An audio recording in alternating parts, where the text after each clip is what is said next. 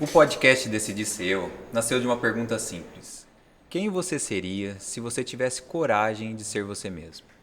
Aqui eu recebo pessoas que deixaram de viver no piloto automático, passaram a viver com mais presença, intenção e consciência. E hoje eu tenho a alegria de receber alguém que construiu uma trajetória marcada por liderança, aprendizado constante, sucessão familiar e evolução pessoal. Ele é engenheiro, empresário, CEO de uma empresa que pretende faturar 2 bi em 2026, participante do prestigiado programa OPM, Owner Present Management, de Harvard. Ao longo da sua trajetória, liderou processos de crescimento, inovação, transformação empresarial, sem deixar de investir no desenvolvimento da pessoa mais importante para qualquer líder, ele mesmo. Aqui nós vamos ter uma conversa sobre negócios, sucessão, liderança, aprendizado e escolhas que moldam quem nos tornamos. Seja muito bem-vindo, meu amigo Tiziano Pravado Filho. Tudo bom, meu querido? Obrigado. Antes de mais nada, obrigado pelo convite aí. Para mim é uma honra participar do podcast Decidi Ser Eu. Eu nem sabia que eu tinha decidido, mas eu de fato decidi ser eu. Esse é um super assunto, super legal para a gente conversar aqui. Maravilha. É uma honra poder estar aqui com você. Tiziano, eu gosto de conversar pela essência. Quem é o Tiziano, além dos resultados, das conquistas, do currículo? Ah, essa é uma pergunta não é tão fácil também, né? A gente nem combinou antes, né? É uma pergunta que me remete às origens mesmo, né? Sim, Eu sim, a acho, sua essência. é, eu curto muito ajudar, apoiar, construir junto, gosto muito de esporte. Sou palmeirense, adoro jogar tênis, adoro fazer analogia de esporte com negócio também. Sou casado aí, tenho. Putz, se eu falar errado agora, né? Eu sou casado há 14 anos com a Luciana. Sou irmão do Bruno, filho do Tiziano e da Daisy. E acho que acima do empresário, acima de empresa mesmo, alguém que curte muito esporte, curte muito apoiar e acho que curte muito se relacionar e se conectar também. Perfeito, ótimo. E que fatores da tua trajetória fazem você ser quem você é hoje? Rapaz do céu, hein, Rodrigo? Várias perguntas sobre reflexão, Isso. né? É. O início, o start. Exato. Olha, eu Fica costumo dizer o tranquilo. seguinte, né? Que boa parte das coisas que acontecem na nossa vida, isso faz parte de mim. Eu acho que todas as dificuldades pelas quais eu passei, é claro que eu gosto dos eventos legais, das comemorações, das conquistas, mas eu acho muito do que eu sou hoje é baseado nos aprendizados que eu tive com os vários erros que eu cometi durante a vida, sabe? E eu gosto muito de falar que erro é uma oportunidade para a gente evoluir. E erro é uma oportunidade, se dar ao direito de errar também é uma oportunidade que a gente tem que dar para nós mesmos como ser humano, né? Então, o Tiziano que é hoje, que está aqui hoje, boa parte do que ele é, está baseado no que a gente vai conversar muito aqui sobre os erros sucessivos que eu tive para chegar até onde eu estou hoje. Ah, sim, os erros sucessivos. Com certeza, com erro a gente aprende muito. E mais legal falar assim, erro que você erra uma vez e tenta não errar de novo. Aí Perfeito. isso é evolução. Se ficar errando a mesma coisa, aí eu já Aí tá acho que não é. travado. Exato. Aproveitando que você falou de erros, existe algum evento, crise ou escolha que você identifica como divisor de águas na sua jornada? Eu acho que um dos grandes pontos que foi um divisor de água para mim foi eu desde pequeno, quando eu cresci e aqui em Assis, eu me lembro de desde muito pequeno meu pai colocar a gente para tocar o negócio, enfim, para estar dentro da nossa empresa, na qual hoje eu tô, né? Mas eu acho que uma das decisões que eu tomei que para mim foi muito boa foi em determinado momento eu decidi que eu não queria trabalhar na empresa da família. O fato de não querer trabalhar na empresa da família, de estudar fora, de trabalhar em outros negócios e depois voltar por opção, hoje tenho certeza absoluta que foi a melhor decisão que eu tomei naquela época. Não querer trabalhar na empresa da família. Perfeito. Não querer trabalhar, com certeza. E aproveitando que a gente está falando da família, pode ser a família ou não, tem alguém que te influenciou de maneira que você enxerga o mundo hoje? Ah, muita gente. Muita gente. Se eu acho que pegar uma lista assim de pessoas que me influenciaram, desde professores, desde amigos. Acho que eu tenho um grupo de amigos, aquela história de que você é a média dos cinco amigos que você está mais próximo. Tenho o privilégio de falar que eu sou a média de vários amigos que passaram pela minha vida, de mentores, enfim. Mas com certeza absoluta eu colocaria assim numa lista das pessoas que mais influenciaram a minha vida: minha mulher, meu pai, minha mãe e meu irmão. Perfeito. Família que você criou é família de origem. E essa molda muito até hoje tudo isso. Sobre aprendizado. O que você aprendeu sobre si mesmo, que doeu admitir, mas te gerou um grande aprendizado? Que eu era incapaz de ouvir as pessoas. Eu acho que de todos os aprendizados que eu tive, esse eu acho que eu tive mais clareza de estudo em 2020, 2019 para 20, e tem me ajudado a evoluir muito. É um dos grandes pontos de inflexão na minha carreira como líder, eu acho, sabe? Sim. Eu tinha sempre a síndrome de impostor, que eu era filho do dono, ou era membro da família que estava tocando o negócio. Em determinado momento na minha trajetória, eu sempre, por característica minha mesmo, eu sempre fui alguém que expressou muito a opinião, sempre falei o que eu pensava, eu nunca tive problema em botar para fora o que eu penso. Só que eu fui percebendo ao longo do tempo que, beleza, eu tinha essa característica super legal de conseguir colocar para fora tudo que eu penso, ser muito transparente e falar, mas a troca, né, que é te ouvir de volta, era algo que eu tinha muita dificuldade. Sim. E eu digo muito hoje que ser bom em comunicação, ouvir bem as pessoas, porque comunicação é um aprendizado também para mim, né? Comunicação não é o que você fala, é o que a outra pessoa entende, né? Exato. E esse processo para mim é muito recente e eu de fato acho que isso foi transformador para mim, ter capacidade de parar um pouco para uma pessoa que é ativa como eu, para ouvir, refletir melhor antes de falar novamente, sabe? Isso faz uma analogia. Eu fui fazer um curso de oratória e lá muito assim, por que existe tantos cursos de oratória e nenhum de escutatória? Exato. Que todo mundo quer falar e poucos querem ouvir. Eu te entendo porque eu tenho a mesma coisa que eu estou aprendendo ainda. Minha esposa, né, que está assistindo a gente aqui, provavelmente ela é uma das que mais me cobra isso. Você tem que aprender a escutar, Rodrigo. Então eu te entendo perfeitamente. Mas eu acho que a gente começa a fazer analogias assim em carreiras executivas, tal. É o desafio do executivo, do líder, né? Porque a maioria dos líderes ele acha que ele está no caminho, ele está no lugar lá para eu sei o caminho, eu vou te oferecer por onde você tem que ir, por ficar quieto e me ouve. Sim. E quando o líder começa a trocar, escutar e construir junto, o poder sobre o liderado é completamente diferente. O poder, a admiração, a construção em conjunto. Então esse é um dos, eu acho que é um dos aprendizados mais recentes que eu tenho e que eu tenho investido muito do meu tempo para evoluir nisso, sabe? Tentado ouvir e escutar mais. Porque às vezes até a ideia do estagiário que está iniciando é melhor até que do CEO, dependendo. Mas é a capacidade de você estar numa sala, demonstrar respeito pelas pessoas. Por mais que você seja em determinado momento nas empresas com hierarquia, você seja o presidente, aquele que a última palavra é sua, aquela coisa. Mas de um jeito ou de outro é uma posição que você se sente sozinho, decisões que você acaba puxando para você o tempo todo. Você não é bom o suficiente para tomar as melhores decisões unilaterais o tempo todo. Acho que em determinado momento o líder, na dúvida, tem que tomar uma decisão. Mas se na maior parte do tempo você puder trazer junto com você as pessoas para compartilhar aquela tomada e você de fato escutar para tomar a melhor decisão, isso é um poder enorme para o líder. Isso de fato é o maior poder de um líder, a capacidade de escuta. Hoje eu tenho certeza absoluta. Não era como eu imaginava no passado. Então era muito autoritário, era algo que estava dentro de mim, ser autoritário, diretivo e tal. E hoje, com o passar dos anos, com muito coaching, aí eu tenho esse processo de autoconhecimento bicho, 2 ouvidos, uma boca, né? Faz matematicamente o melhor para você, entendeu? Boa, perfeito. Se você pudesse conversar com o seu eu de 20 anos, qual conselho sobre a vida você diria para ele repensar? Primeiro, cala a boca e escuta os mais velhos. Sabe, do tipo... a gente vai ficando velho, esse papo de velho, moçada, mas é fato.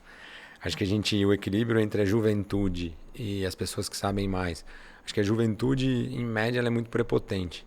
Ela normalmente acha que sabe tudo. Esse sou eu, pelo menos há 20 anos atrás. Então, eu acho que eu perdi muito tempo, eu podia ter encurtado muita coisa no meu desenvolvimento se eu tivesse tido a capacidade de ouvir alguém de verdade falando, pô, escuta um pouco mais antes de agir, tenha um pouco mais de respeito pela experiência alheia. Então, principalmente no processo de liderança dentro de empresa, acho que se eu fizer uma analogia ao meu processo, eu estou há 16 anos na Leveros. Há 16 anos atrás, quando eu entrei de novo no grupo, na empresa, eu vejo o tanto que eu desrespeitei a cultura da empresa, o tanto que eu desrespeitei as pessoas que estavam lá e o tanto que eu perdi de oportunidade de construir junto porque eu era incapaz de ouvir. Eu era incapaz de entender que a opinião alheia importava, né? E de verdade, eu me considero uma pessoa do bem, uma pessoa que queria o melhor e por que eu era incapaz disso? Então é um toque de consciência que talvez eu falaria para esse eu de 20 anos atrás, mas ele provavelmente não me ouviria. Sim. Exato. Em algum momento você sentiu que estava vivendo a expectativa de outras pessoas e não as suas próprias? Rodrigo, eu vou dizer isso depois de muita terapia, assim. Minha mulher passou pelo processo dela. Eu sou apaixonado pela história da minha mulher também, porque a gente se conheceu na faculdade de engenharia na Federal de São Carlos e ela era eu ia bem, mas ela era a melhor aluna da turma, estudiosa pra caramba. Em determinado momento a gente seguiu carreira separada, a gente já namorou na universidade, mas eu fui trabalhar na Ford e ela foi trabalhar na Ródia, numa indústria em Santo André, se não me engano. Ela morava em Santo André, São Bernardo, e eu morava em Camaçari, na Bahia. A gente ficou 2 anos trabalhando remotamente, depois ela foi para a Bahia trabalhar também na fábrica de carro, a gente começou a morar junto. Ela voltou para Assis junto comigo nesse processo. Foi concursada da Embrapa, depois morou 3 anos em São Carlos, eu em Assis. Foi uma jornada assim, mesmo depois de casada, uma jornada de ela tentando encontrar a carreira dela, eu fazendo a minha. Em determinado momento ela sai desse concurso e vem trabalhar na Leveros. E trabalhou por vários anos na Leveros. Eu conto a história dela porque há 4 anos atrás ela começou a fazer terapia também, começou a refletir e ela percebeu que ela estava fazendo algo por outras pessoas, ela estava preenchendo outras expectativas e não a dela. Por esse processo, hoje ela está no 3º ano de medicina, por exemplo. Ela deu uma reviravolta na vida dela, está estudando para virar médica. Eu dou o exemplo dela porque foi perto de mim o que eu pude perceber e pude notar de algo mais transformador que eu vi. Para mim, eu acho que eu tenho um certo privilégio quando eu olho para trás, porque eu não sei se isso é uma qualidade ou foi inconsciente, mas eu não consigo imaginar que algum dia eu fiz algo para agradar alguém.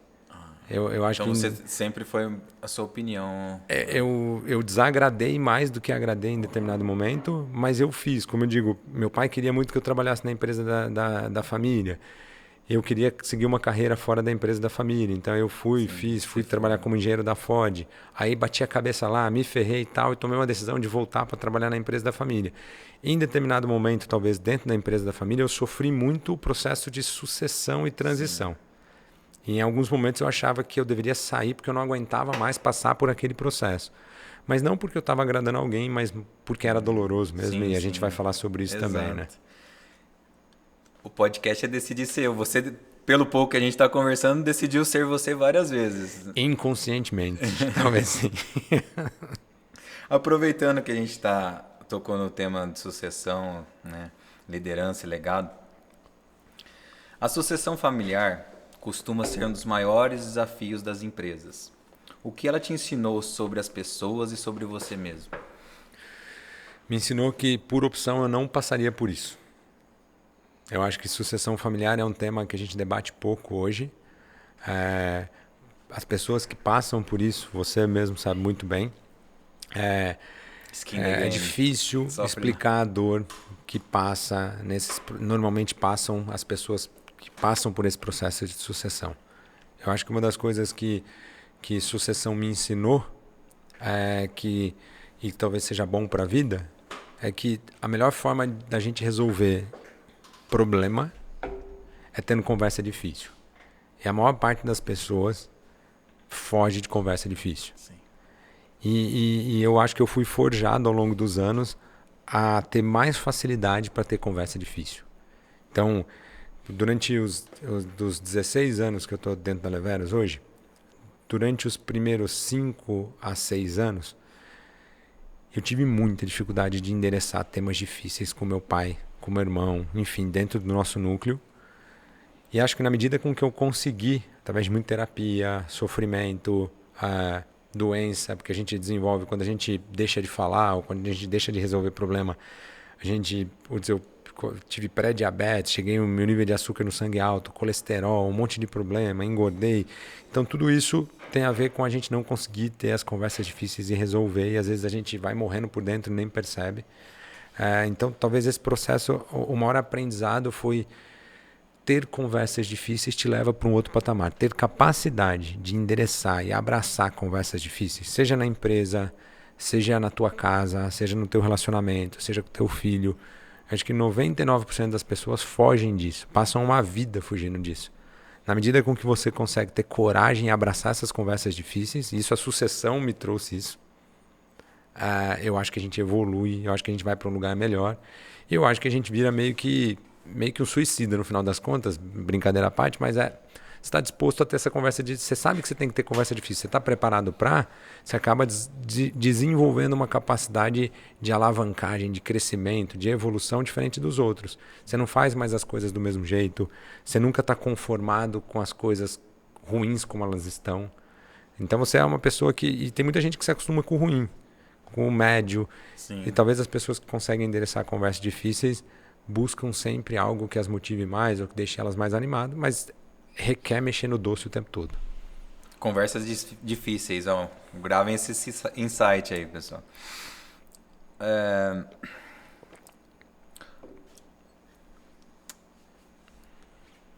E a gente já falou de dificuldade, mas qual que foi o momento de trajetória mais difícil como líder de uma equipe grande? Hoje a Leveros tem quantos? 450 pessoas. 450 colaboradores. Exato. Assim, sobre o aspecto de liderança, para mim normalmente acho que as etapas mais difíceis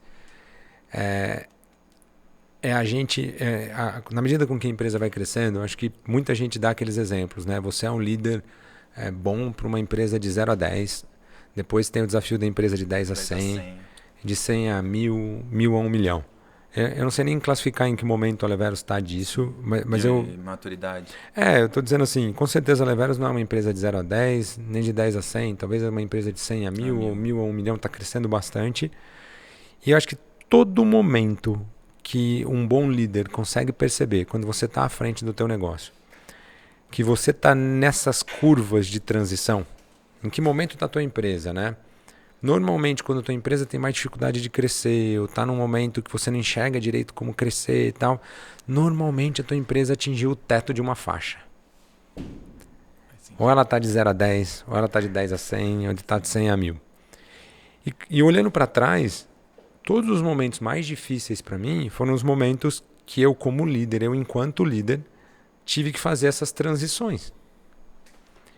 Lá atrás, de forma inconsciente. Então, olha, eu há 16 anos atrás, eu estava contando para um pessoal do marketing da Leveros hoje no evento que a gente está tendo de marketing lá, estava contando assim, olha, quando eu cheguei aqui em 2010, todos os processos de pós-vendas da Leveros, eu que ia fazendo sozinho, eu que planilhava, eu que fazia, eu atendia telefone, eu montei centro de distribuição no começo aqui, fui lá para Palmas, no Tocantins, eu descarregava a carreta para economizar o chapa que descarregava, eu pegava 2 chapas, o terceiro era eu mesmo, eu etiquetava a máquina. Eu passei desde os processos do 0 a 10, do 10 a 100, fazendo e contratando gente para me ajudar.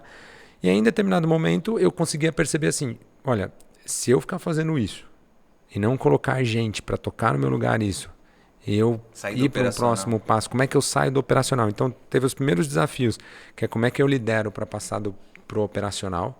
Esse eu considero que foi difícil, mas não foi tão complicado. Aí teve o próximo processo, que é eu saio do primeiro nível de gestão e vou numa gestão um pouco mais estratégica. Da tática.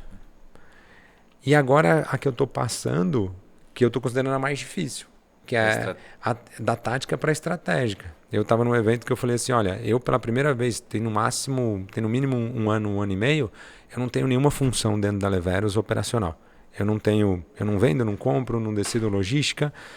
Eu tenho um papel institucional, eu tenho um papel de governança, eu tenho um papel junto com os sócios, eu tenho um papel de direcionamento, mas por muitas vezes, nesse momento, você se perde. Eu tenho um papel de gestão, de trazer os líderes para alinhar para onde a gente tem que ir.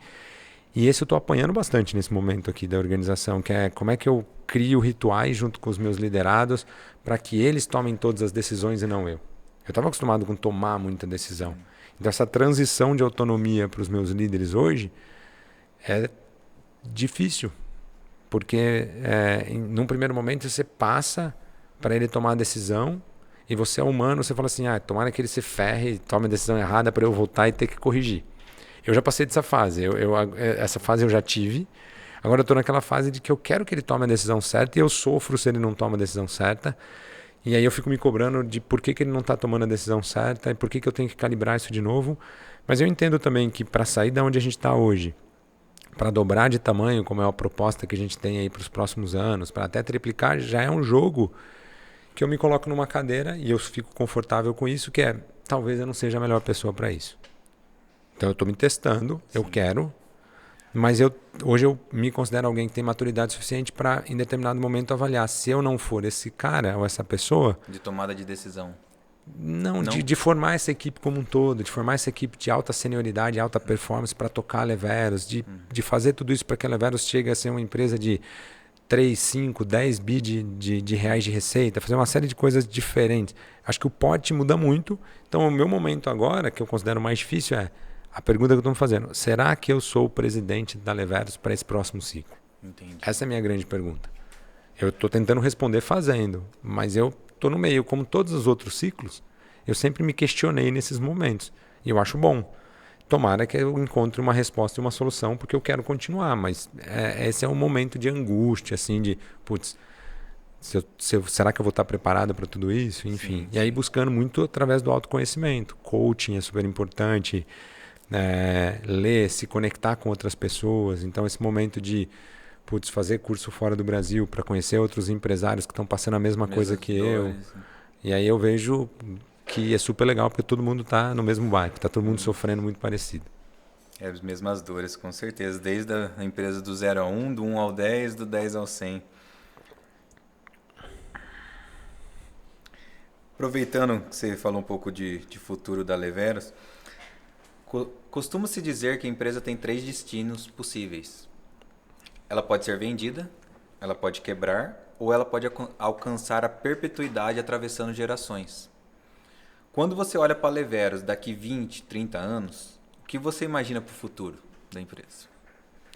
De novo, eu toco a Leveros, eu conduzo a Leveros. Embora a gente já tenha sócios, a gente tem hoje um sócio chamado Jeff Capital Partners, que é um fundo norte-americano ESG, focado em redução do consumo de energia.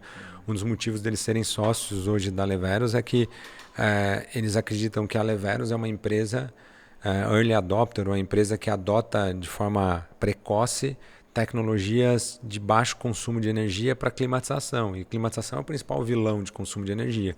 E hoje nós temos uma agenda mesmo de como é que a gente adota equipamentos mais eficientes, como é que a gente cria soluções mais eficientes para reduzir o consumo de energia através da venda de ar-condicionado, que é super desafiador, e a Jeff está nessa jornada com a gente por isso.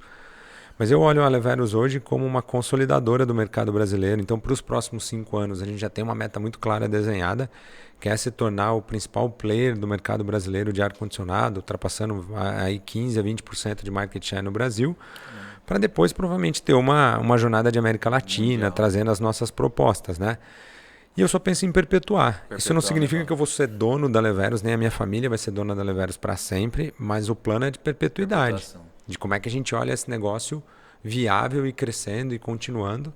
Porque hoje, por coincidência, eu estava também falando nesse evento sobre o porquê que uma empresa como a Leveros não tem outra opção que não seja crescer. A partir do momento que você começa a ganhar um pod, se você deixar de crescer, eu estava dizendo assim, olha, a folha de pagamento da Leveros, anualmente, se eu não crescer, eu já sei que vai ter um dissídio de 5% a 6% de reajuste dos salários de todos.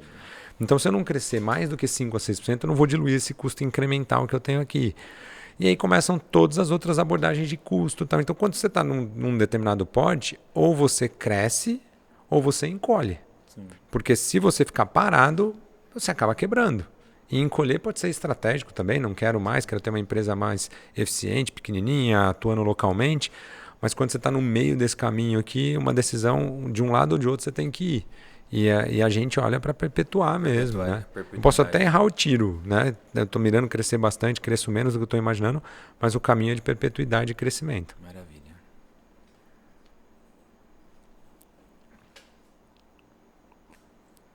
A última pergunta você já respondeu aqui, é a próxima. Entrando no bloco de negócios e crescimentos que a gente está falando. Para você, quando você olha para a Leveros de hoje, qual a decisão que mais impactou o crescimento da empresa? Lá atrás. Essa é fácil. Essa é fácil. Foram algumas. Eu acho que não tem alguém que vier aqui e falar a fórmula foi essa. Sim. Isso aqui que eu fiz fez eu crescer. No caso da Leveros, eu vou classificar 2 eventos importantes. Um é que eu super recomendo abrir a empresa para sócios, além da família. Estourou-se um padrão de governança para a empresa absurdo, profissionalização, consciência de que qual é o papel do sócio e do gestor. Então, ter sócios, para muita gente não, eu quero ser dono do meu negócio para sempre e tal. De verdade, ter sócios foi uma das melhores decisões que a gente tomou. E quando a gente decidiu ter sócio em 2016, 10 anos, fazem 10 anos, a gente mudou de patamar. Hoje a gente é uma empresa auditada, organizada, pensando em governança, pensando em estruturação, faz planejamento, tudo isso porque o sócio exigiu. Porque o sócio não está no negócio, o sócio é um sócio financeiro. Ele só investiu na companhia para ver a companhia crescer. E quem continuou tocando foram os membros da família, sim, junto com um conjunto de executivos. Então essa foi uma decisão fantástica, fez com que a gente tivesse disciplina financeira, organizacional, algo que pouca gente tem, porque ter isso tudo capacidade de execução, disciplina financeira, tudo isso muda o jogo. Porque a maioria das empresas tem uma ideia super legal, uma proposta de valor fantástica. Mas no final do dia, a capacidade de execução, sim, ganha o jogo. O plano estratégico, eu brinco assim, você quer saber o plano estratégico da Leveros? Te mando de PDF aqui, tem um símbolo lá para onde a gente vai e tal. Faz aí. E fazer é o difícil. Então essa disciplina veio com o sócio. O segundo e não menos importante, quem é o teu cliente? Putz, é um baita de um... Tem várias empresas que falam, eu sou uma empresa centrada no cliente, eu tenho essa decisão, eu vou definir minha persona.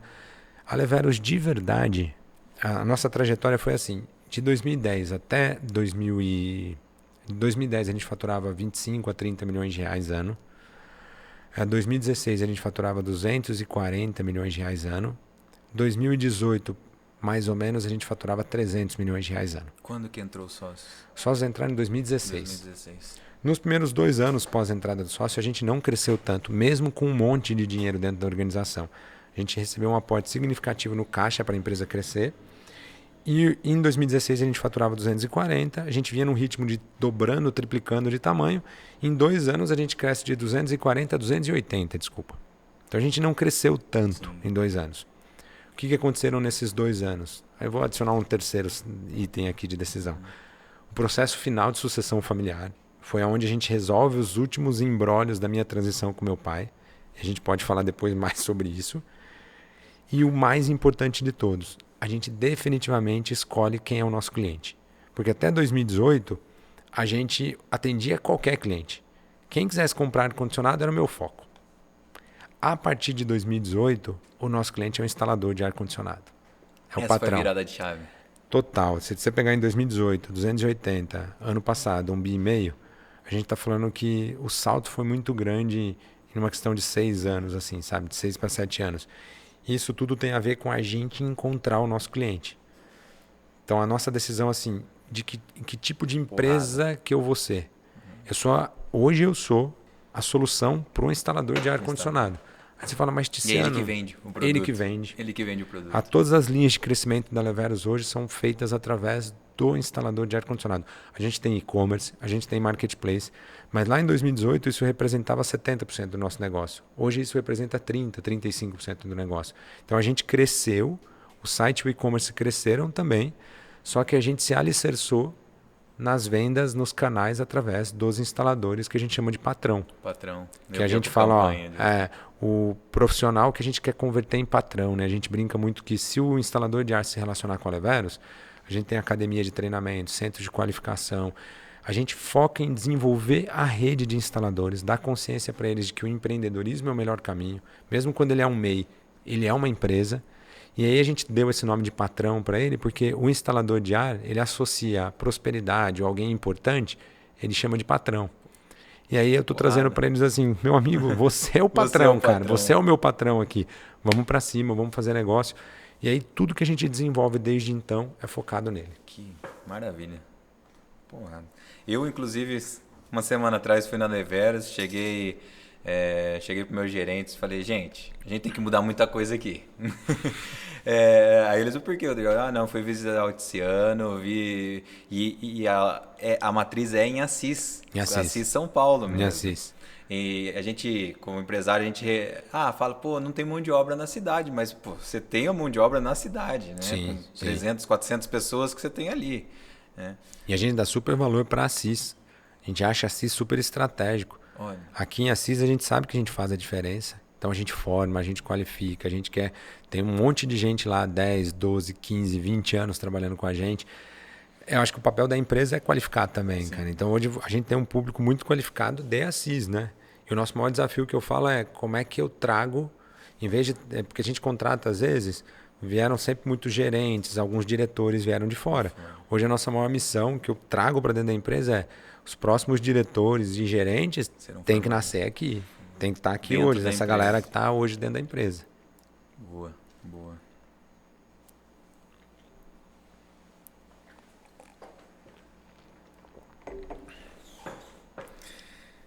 Entrando no tema de crescimento ainda no tema de crescimento, você falou sobre erros lá atrás. Qual erro empresarial te trouxe maior aprendizado? Caixa, gestão de caixa. Gestão de caixa. Porque às vezes o empresário ele fica muito focado no lucro que ele dá. Se o meu negócio está dando lucro ou não. E deixa escorregar muito as questões de gestão de caixa.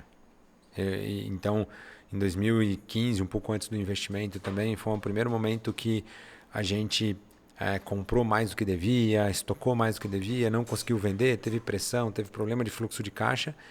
E acho que de todos os problemas que você tem dentro do negócio, o problema de você não conseguir pagar a conta na semana que vem e ter que ficar correndo na pressa para banco, tudo, isso faz com que qualquer outra prioridade seja pequenininha. Sim. Então, gente que vive numa empresa com muito problema de caixa, tendo que captar dinheiro o tempo todo para sobreviver, no Brasil... Até o grande, né? Então, mas no Brasil, com a taxa de juros que a gente tem, se o empresário brasileiro não souber gerir bem caixa, não adianta ele ter o melhor negócio do mundo. Sim. Ele vai falir. Eu acho que fora do Brasil, Estados Unidos, o pessoal está acostumado a taxa de juros muito baixa para pegar dinheiro. Aqui no Brasil é impraticável a alavancagem. A Selic alta. Se você tiver muito alavancado num modelo de negócio que em determinado momento não está tão rentável, é a espira do mal para um insucesso. Então, acho que os erros que a gente já cometeu lá atrás, hoje eu tenho orgulho de falar que a Leveros no nosso setor é uma empresa com certeza absoluta mais disciplinada financeiramente. A gente conseguiu crescer todos esses anos que eu estou falando, quintuplicar de tamanho, sem pegar dinheiro com o banco. A gente sempre se financiou com capital próprio. E esse é um desafio imenso mesmo. Com capital próprio.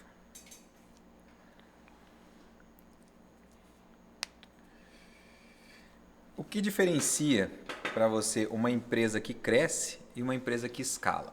Antes de começar, a gente estava falando. Eu estava dando um exemplo meu que como é difícil escalar um hotel, por exemplo, né? Como que eu vou escalar um hotel, construir um novo hotel de 100 apartamentos, demanda muito recurso. Agora, qual que é a diferença de uma empresa que cresce para uma que escala? Por exemplo, que nem a Leveros, é escalável o seu negócio.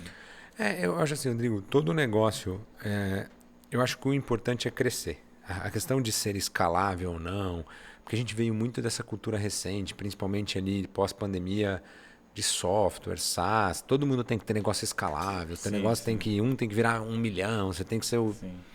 Pô, vamos tirar essa pressão um pouco de lado e vamos focar em ser uma empresa que cresce. E a importância de crescer o tempo todo é muito aquilo que eu disse aqui na nossa conversa. A inflação, os custos do negócio. Então, é legal a gente ter sempre um negócio que cresça. A gente tem sempre que construir estratégias que tragam crescimento. Se você não pode escalar, abrir um novo hotel, mas como é que eu agrego serviços ali dentro? Como é que eu melhoro, talvez, as minhas faixas de quarto? Eu tenho oportunidades com clientes de maior padrão aquisitivo para ter quartos de tarifas diferentes? Como é que eu vou adicionando serviços de lavanderia? Eu Mas adiciono o serviços de Excel, alimentação, upsell de vendas. Mas você sempre tem como crescer, pensar fora da caixa, parceria.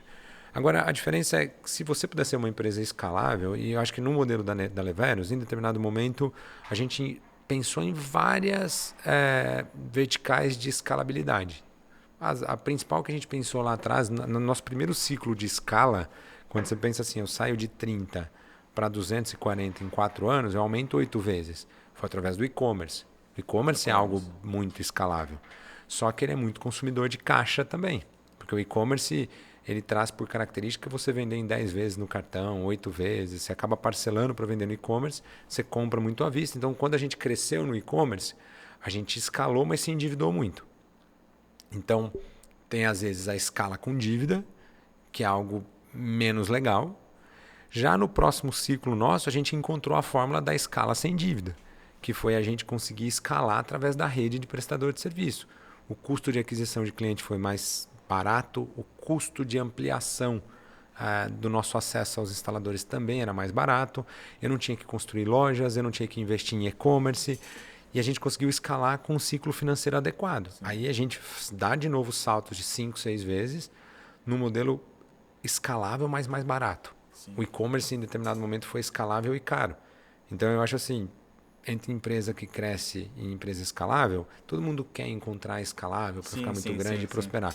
Mas para mim é mais Importante importante o foco crescer, no para crescimento. não retroagir, com Exato. certeza. E o que te faz sentir um aprendiz ainda hoje? A gente teve uma conversa antes, você falou que o PM foi um momento diferente, que ali coloca a gente na cadeira de aprendiz. Tem alguma coisa que você pode falar que você como aprendiz, na cadeira de CEO? Eu estava ouvindo eu li uma frase hoje, né? Que é a frase, não me lembro de quem. A citação vai ser complicada, mas a frase que eu li é assim: você nunca evolui fazendo o que você já sabe. É sobre isso. E acho que o OPM, eu estava te contando essa experiência que eu tô tendo. Esse ano eu termino o último módulo lá em Boston, né? O OPM foi legal para escancarar algo que talvez eu tive que voltar para a universidade, tive que ir para um desafio desse tipo para me colocar em uma cadeira que eu me lembro no primeiro módulo foi horrível. Eu me senti burro, incompetente. Eu senti que eu estava atrás dos outros, que eu era menos. Me deu aquele sentimento de novo que é ruim no começo, Sim. mas aquele sentimento de desafio, de eu estou indo para um lugar completamente novo. Eu não falava tão bem, embora eu me classificasse como fluente em inglês. Ir para estudar fora e debater em inglês era outra perspectiva. Então foi um negócio para mim assim que me colocou que me lembrou quem eu sou, sabe? Que me lembrou assim, como é que eu cheguei onde eu estou. Que é tipo, você sempre, o tempo todo, tem se colocado em cadeiras de aprendizado. Sim. Essa é a mais literal de todas. Quais são as últimas que você tem passado antes de estar aqui? Aí voltando aqui, ao processo de gestão de pessoas, para mim, é um dos mais angustiantes de todos, que me coloca na cadeira de aprendizado o tempo todo. Quando eu mais acho que eu estou abalando, sendo um baita gestor e estou ouvindo bem, eu vou lá e tomo um tapa na cara e me lembro, erro com alguma pessoa, ou faço um processo mal feito, ou contrato mal, ou desenvolvo mal alguém. Então, eu tenho me colocado no meu desafio atual, nessa cadeira de aprendizado para gerir melhor pessoas, né? Como é que eu direciono mais? Como é que eu me comunico melhor? Como é que eu evoluo nessa cadeira? Sendo que eu sou engenheiro de formação, eu sempre tive orgulho de ser competente tecnicamente, Eu sempre tive orgulho, na minha jornada da empresa, eu era o mais rápido de fazer o Excel, raciocínio lógico, matemática, lógica. E em determinado momento tudo isso faz muito menos sentido, que é a base, meu alicerce de formação, para ser alguém que, putz, como é que eu convenço, como é que eu escuto, como é que eu construo junto. E eu também tenho muito no DISC, né, naquelas características de pessoa, eu sempre fui muito diretivo e menos influenciador. Né? Então eu sempre tive uma cadeira, tem que ser desse jeito. E agora migrar para uma cadeira que eu preciso conquistar através da influência e não de mandar. Sim. Então esse para mim tem sido o lugar que eu mais tenho me colocado numa cadeira de estudante para aprendizado. Gestão de pessoas realmente é um grande desafio. A gente que lida com pessoas, diferentes tipos, diferentes jeitos e realmente a mistura de gerações, né? Que você tem de geração a Z, a geração Baby Boomers dentro da empresa, então... É que a gente cresceu, pelo menos eu, com 43 anos. Eu trabalhei na fábrica da Ford em Camaçari, na Bahia, como engenheiro de processo e de produto. Eu ainda era na Ford era muito assim naquela época, mais de 20 anos atrás. Eu nasci naquela que manda quem pode, obedece quem tem juízo. Exato. Tipo, hoje não é mais assim. Abaixa a né? cabeça, sou o seu chefe. A gente foi meio que doutrinado a não questionar. Só que hoje a geração que está vindo aqui, para mim, ela é muito mais inteligente que a nossa geração. Todo mundo fala, tem um monte de problema, geração, bom era na minha geração. Eu definitivamente não sou esse tipo de gente. Eu acho que a geração de agora tem a influência da tela, coisas que não são tão boas, mas em contrapartida, o nível de questionamento, o porquê das coisas. Você não consegue pegar um jovem hoje e simplesmente se comportar com ele como se comportavam com você quando você tinha a idade dele. Exato. Então, esse é um desafio monstruoso sobre esse processo de gestão e liderança, muito mais colaborativo do que era no passado. Mas sem romantizar o colaborativo. O colaborativo não pode deixar... Ele tem que ser diretivo em alguns momentos, mas o processo de colaboração é um desafio para os líderes de 40 anos hoje. Sim. A maior parte dos líderes de 40, 45 anos sofrem muito, que é a faixa onde eu estou, para entender essa dinâmica do mundo atual. Você fez me lembrar, no curso de gestão de pessoas, o Bernardinho falou algo parecido na analogia para o esporte. Ele teve um insight. 3 horas da manhã dele, o filho foi acordar. Ele, pai, o que aconteceu? Se você não se conectar com essa nova geração, nós não vamos ganhar a medalha de ouro. Aí, como que vai conectar? Porque eu não posso dar murro no peito igual eu dava no Marcelo Negrão, no Giba. Como que funciona hoje? Aí eles conversaram, com essa conversa de madrugada, ele conquistou o outro. A diferente forma que ele abordou os 2 times campeões olímpicos, né? Isso. Eu vi isso aí. Você ouviu super assim? legal, super legal. Legal. A gente é da geração que podia dar um tapa na cara, chacoalhar, que a gente ia reagir. Essa galera de hoje não é que é mais fraca. Sim. Ela funciona diferente. Sim. Eles são até mais fortes do que a gente em muitos aspectos, mas nesse de pressão, como cobra, como mandar, acho que a gente mesmo não gostava de ser mandado. Exato. Mas a gente obedecia porque era cultural. Hoje acho que a galera evoluiu e as coisas estão muito mais colaborativas mesmo. Pensando em escolhas, qual foi a decisão mais corajosa que você tomou? A mais corajosa? Eu acho que na época que eu olho para trás hoje, tem muitos amigos na Ford hoje, diretores da Ford, gente que está ali ainda trabalhando na Ford. Em 2010, porque em 2007, quando eu decido não trabalhar na empresa da família, eu fui participar do programa de trainee da Ford. E foi um processo que tinha mais de 26 mil candidatos para 18 vagas. Eu passei entre um desses trainees, então eu tinha uma posição dentro da Ford, na época, durante os 3 anos que eu fiquei lá, de um programa de aceleração para virar executivo da companhia. Então tinha todo um holofote legal para o programa, eu estava sendo desenvolvido. E quando eu decido sair da Ford em 2009 para 10, tinha sido, no melhor momento, eu estava sendo promovido, tinha sido reconhecido como um talento na época lá. E mesmo assim eu estava completamente insatisfeito com aquilo tudo, né? Só que eu não entendia direito, eu até me sentia mal, porque quando eu pedia conta, um dos chefes, que hoje é um dos meus melhores amigos, ele fala que eu nunca falo dele, aqui eu vou falar hoje, que é o Sérgio Câmara. Ele, na época, ele ficou enlouquecido que eu pedi a conta. Ele falou, cara, o que você está fazendo? Que loucura que você está fazendo? Você vai largar a Ford para ir trabalhar na mecânica, na mecânica do seu pai, coisa desse tipo, né? E ele tinha razão. E eu não sabia explicar para ele por quê. Eu só sabia que eu tinha que tomar aquela decisão naquele momento. E hoje eu olho para trás, foi de fato uma das decisões mais corajosas que eu tive, que foi trocar o muito certo pela maluquice que eu topei tocar há 16 anos atrás e que podia ter dado muito errado, mas deu muito certo, sabe? E eu estava trocando uma carreira que já estava, garantida em algum lugar, né? Pô, tudo uma decisão. Fala sobre pontos de inflexões na vida, né? Que a gente tem que tomar a decisão. É um desafio. Eu, quando saí da faculdade, eu queria ser um executivo de multinacional. E aí, a hora que eu comecei a ser, eu falei, cara, não quero não. Não é isso. Então, eu não sei nem explicar por que não, Sim. cara, sabe? Hierarquia e tal. Eu pensava assim na época, na Ford, cara, eu tenho que engolir tanto sapo. A galera, um monte de absurdo que acontece aqui, eu não posso falar, não posso questionar. Depois que eu fui para minha empresa, eu engulo mais sapo na minha empresa hoje do que eu engolia na Ford, sabe? Sim. E eu falo, às vezes, menos coisa do que eu falava já na Ford. Então, não tem explicação. Sim, é um negócio assim... tem horas que, para mim, é instinto. É o que... Sabe esse lance do decidir ser eu? Não tem muita explicação. Ou você tem coragem de fazer aquele negócio assim, eu tô com vontade de fazer aquilo. Quantas pessoas passam por esse momento? Eu lido com vários amigos. Eu falo assim, eu tive crise da meia-idade talvez mais cedo. Lá com 29, 30 anos. Que foi, cara, o que eu quero fazer da minha vida não é mais isso, eu vou arriscar e vou fazer, eu vou empreender e tal.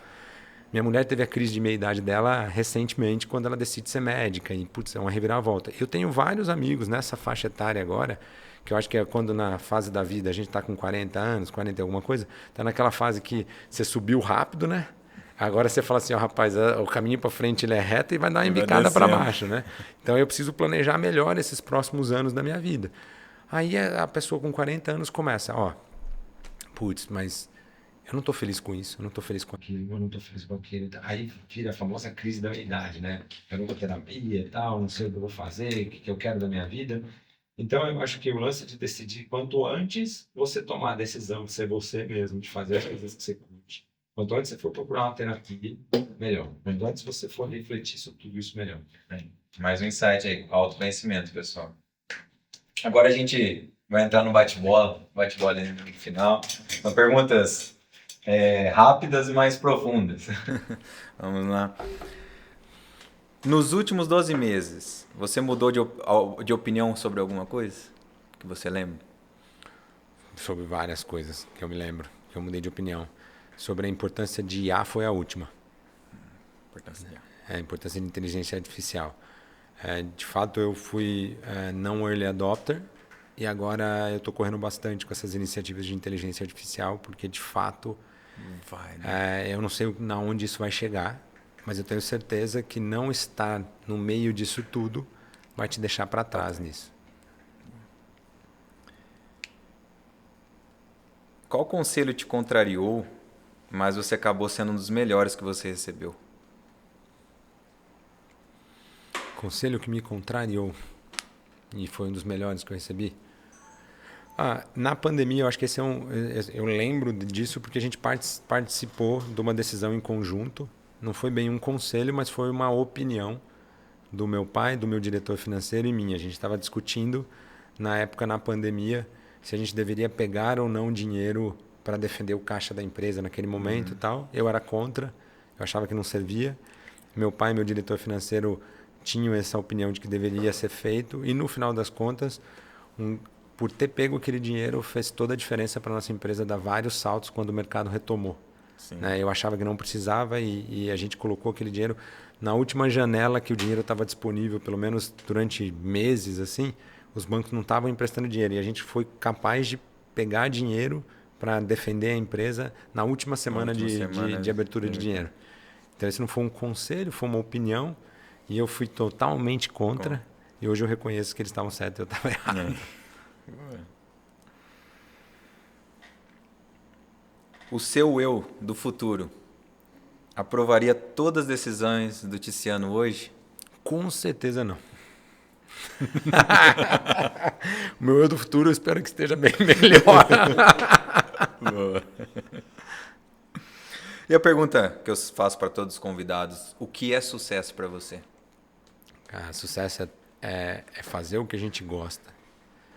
Ter perto da gente que a gente gosta. Eu não dava valor para isso antes. Eu falava assim, olha, eu quero ter executivos ou pessoas trabalhando comigo, eu quero avaliá-los pela competência técnica. Se ele for uma pessoa intragável, que eu não consigo nem tomar um café junto com ele, eu vou tolerar. Hoje eu não tolero isso de jeito nenhum. Então todo mundo que trabalha comigo, eu tenho que ter afinidade também. Eu acredito muito que a parte da nossa vida, 80, 90% da nossa vida produtiva, a gente está trabalhando, está se relacionando. Então, eu acho que fazer o que gosta, estar perto de pessoas que a gente gosta. E para mim é inegociável falar o que a gente pensa. Boa. Falar o que a gente... E o que é felicidade para você?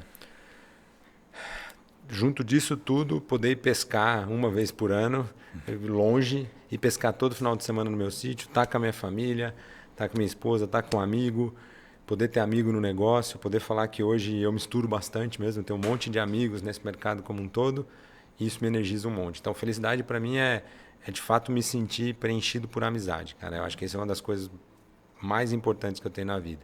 Eu tenho amigos de infância, tenho amigos de faculdade, eu tenho amigos da onde eu trabalhei, em cada lugar que eu passei, e eu faço o esforço ativo de manter contato com todo mundo. Porque acho que a gente é moldado, é muito importante em determinado momento da nossa vida, a gente se conectar com alguma etapa lá do passado para tentar entender o que está rolando ou o que vai rolar no futuro, sabe? E amigo de verdade, parente que gosta da gente que convive com a gente, que conhece a gente, tem resposta para muita coisa que a gente, em determinado momento, acha que é só conversando com o executivo, ou só com mentoria. Então, conversando com vários dos meus amigos, eu entendo o meu porquê, sabe? Eu entendo assim, cara, eu estou fazendo tudo isso. Por quê? Por quê? Os meus amigos me contam isso. Legal. Todo episódio Decidi Ser Eu, o último convidado deixa uma pergunta pro próximo convidado. O último convidado foi o Vabo. Um abraço, Vabo. E ele deixou essa pergunta para você. Imagine que um gênio da lâmpada aparecesse agora e te concedesse um único desejo. O que você pediria para ele? Essa é uma boa pergunta, hein? Eu só tenho um desejo só. Um único desejo. Cara, eu acho que tem clichê, assim, eu acho super injusto falar de qualquer outro desejo quando ainda tem essa parte, o lance da desigualdade social, da forma como as coisas estão distribuídas, fome, tudo isso. Eu diria que eu vou colocar num pacote básico, né? Que eu acho que é um dos desejos, é o principal desejo que eu teria. Mas quando eu falo de algo mais próximo de uma realidade menos ampla, eu falo que o principal desejo que eu teria mesmo é ver o Brasil, se eu pudesse falar aqui bem local mesmo, ver o Brasil com gente bem intencionada querendo tocar o país, sabe? Eu não acho que nenhum das pessoas que estão candidatas hoje são. Eu acho que a gente é um país de potencial assim assustador e a força do empreendedorismo, a força desse país, a força dos recursos naturais, tudo que a gente tem um mega potencial de ser uma nação completamente diferente de todas. A gente tem como ser a principal nação do mundo, se desenvolver, evoluir. Então, se eu pudesse fazer um pedido, coloca a gente bem intencionada para tocar esse negócio, porque se a gente cresce e luta tanto, apesar dessa galera que toca o negócio, imagina um Brasil com uma galera boa tocando lá. Maravilha. E a sequência dessa pergunta do Porque Vabo... daí resolve fome, resolve uma porrada de coisa, cara.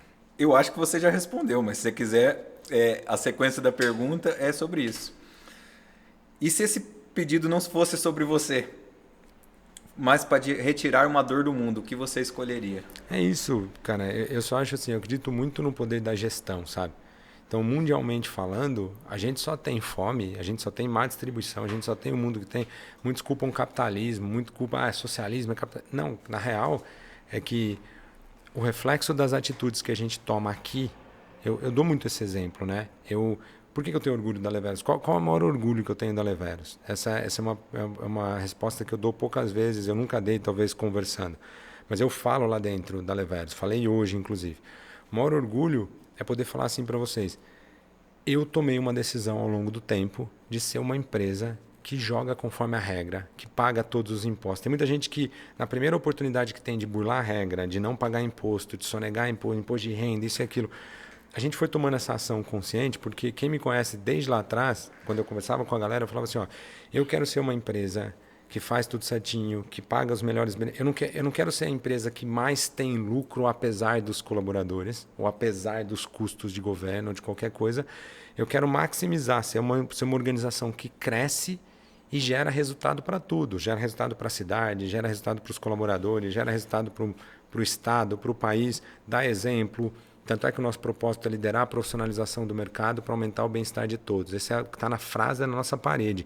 A forma como a gente gera valor para o instalador é vamos fazer certinho, cara. Sonegar imposto, por mais que você ache que no curto prazo isso é ganho, mas pense o seguinte, se você quer que um dia o político que toca o teu país não faça isso, tem que começar de baixo. Começa com você.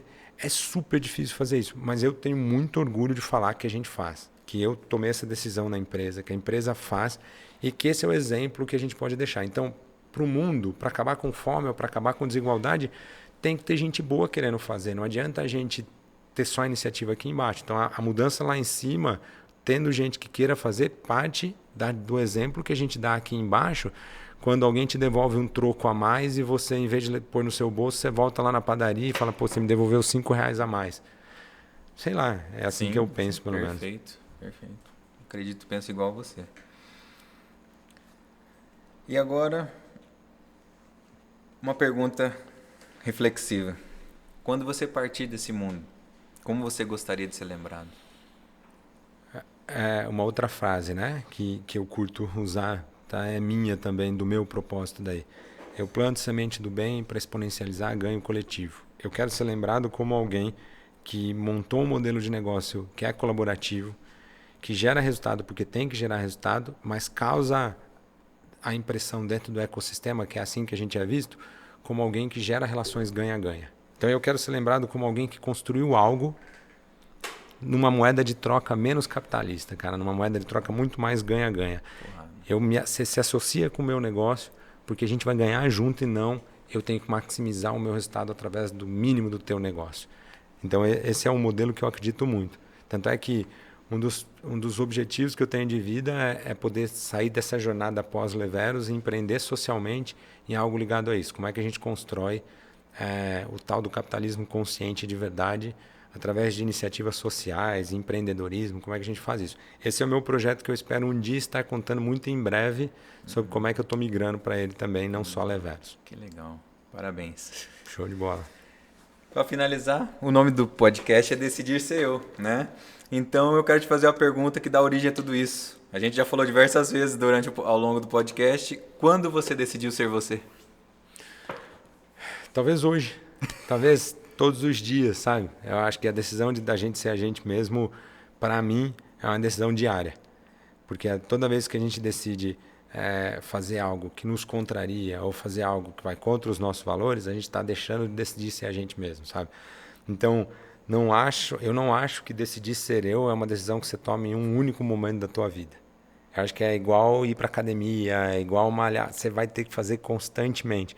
Porque a tentação de, em determinado momento, deixar o seu eu de lado e fazer o que é mais conveniente para os outros, ela é diária. Então, hoje vir aqui foi uma decisão de ser eu também. Queria agradecer o convite também, porque eu acho que é uma bela iniciativa. Aqui para Assis, acho que poder contar a história de vários empresários, várias pessoas legais, empresários ou não. Você trouxe o seu avô aqui, que é um baita nome aqui na cidade, como primeiro capítulo. Espero que você consiga convidar, tem um monte de gente super legal para dividir um pouco disso tudo e através desse podcast aqui, que é como é que a gente toma decisões conscientes de como a gente quer ser no futuro, como a gente quer construir o nosso futuro. É só se a gente tomar hoje a decisão de ser a gente mesmo, né? Maravilha. Muito obrigado por estar aqui presente. Foi uma honra te receber aqui. E, gente, foi uma aula. Vários insights. Acredito que vocês vão gostar muito. Um grande abraço. Valeu. Prazer, gente.